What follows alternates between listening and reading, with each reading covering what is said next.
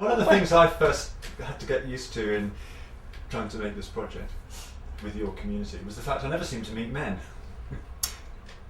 Well, you're right in that. They're always... Well, they're around here somewhere. And Bernie, close the door, get her in. Bernie, Martin, you'll be going to my camera. I think they're just too embarrassed, I don't know. I think with travelling men was always the men that done the work. They went out to do their work and whatever, and that was that their day finished.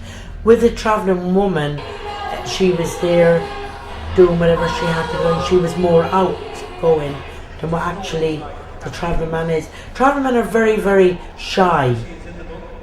They won't go to the doctors, they don't complain or whatever. Probably if you gave them a few drinks, they might be more open. Is it all under control, Martin? What? Is it all under control? It's under control. I hope it's under control. I'm trying to get it under control. But I'm lucky with my family because my sons are, as Martin, he's not the shy type. I think he followed me more than what he actually followed his dad. But I think if you give a travelling man a few drinks, you see a different story to them. And how do you gents feel about having your own wedding after all the TV hoo-ha? Oh, that's only all for the cameras. That's it. We'll have a proper reel day today. This was rehearsing for the theatre. Oh, look at Steve. There's look at you, Dave. That's not me, it just looks a bit like me. Dave Cannon from Southwark Traveller Education Support Service has known Martin and Ned McDonough and their friend Mark Bulger since they were in their teens. Oh, you man! My name's Mark McDonough. I'm 15 years old. I live on the Glengall site here in Peckham. As you can see, I am a traveller. I have lived here for 4.5 years. Before I still live here, this used to be a park and a canal where it runs through, but now it has changed, as you can see. I remember all the Daves was in the books. How can I remember them coming out with brushes and flags? Is that Martin's younger brother? Martin Mongan? No, Mongan's younger brother. No. Ned I haven't known so long, but Martin and Mark, I mean, I had when they were school age, and they didn't finish their schooling, but what we did achieve with them, I think, although it wasn't a magic breakthrough, it laid the foundations for them to understand much more thoroughly what schooling can offer. Well, I didn't do school because I hated school. I wouldn't even go to my own school. I don't remember you in school. I wouldn't do it. And they have sent their kids to school and are much more committed to education, and that's gratifying. But it is a generational process. It's not something that's going to happen easily or quickly. What I want to know is, have you taken your children to Upper Mountain? No. Have I took them to the mountain? Yes. Have you? Yeah, I took my children up to that mountain. I take my children to mountains in Ireland all the time. Brilliant. Yeah, Brilliant. up on the mountain. Martin, why not? No, when I say walk up a mountain, no.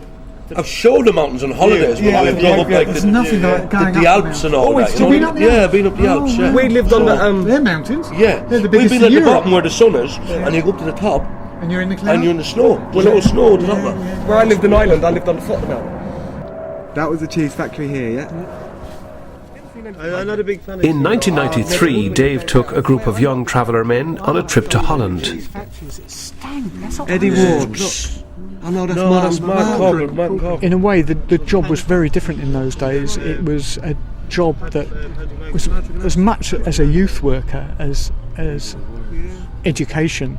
I mean, we did as much as we could, but it was basically outreach work. We were having lots of trips out. We tried to fit in education around that, but it was fundamentally about relationship building. So basically the families were pleased to see us when we turned up. You had good writing, Martin, when I was younger. Can you remember the flowers when we went and seen all the flowers? Remember, up to the right of it there, and that's where the games went. Yeah, into the middle of it, the whole middle of it. Oh, you got good memories. They were all into antiques and all that they used to. There's the omnibus there, the out there we went into. Yeah, right. That's where you're on. Yeah. Unfold it. This was all planned, this was. That's right. Did we do this in there, the stables? The stables, yeah. That's it. Yeah. So it's at the youth hostel, and what I did is I tried to choose a youth hostel away from Amsterdam so we could go in and then get you out safely. You didn't want to show us the... I didn't want you to stay in the You didn't want to show us the spots of Amsterdam, that's all. If we would have ever seen that, we would have never left. The memory's not that bad. Oh, yeah. See, I thought that thing would have ruined it, but it hasn't. We were raising money to go to Holland. Yeah. And do you remember the man we met? He's one of the most famous trade unionists even now, Rodney Bickerstaff. Rodney Bickerstaff is right. Do you remember meeting him? Against all other different travellers, and you club that were I thought that I ought to be here because this is a one-off job. I've never seen anything like this before. At the House of Parliament, you're going to have trouble, of course, getting your MPs out, even your Labour MPs, yeah? Because a lot of Labour MPs don't want to know you anyway. That's right. Yeah?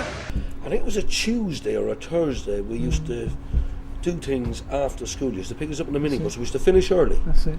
And if it wasn't swimming, you'd bring us. Yeah, it'd be You'd bring us up down around Tower Bridge. Now, I've got a bad memory, Martin. Yeah. A bad memory of taking you all to Laserdrome. Laserdrome was great. Yeah. I really enjoyed it. Yeah. And then something happened. Martin disappeared, and we were mad.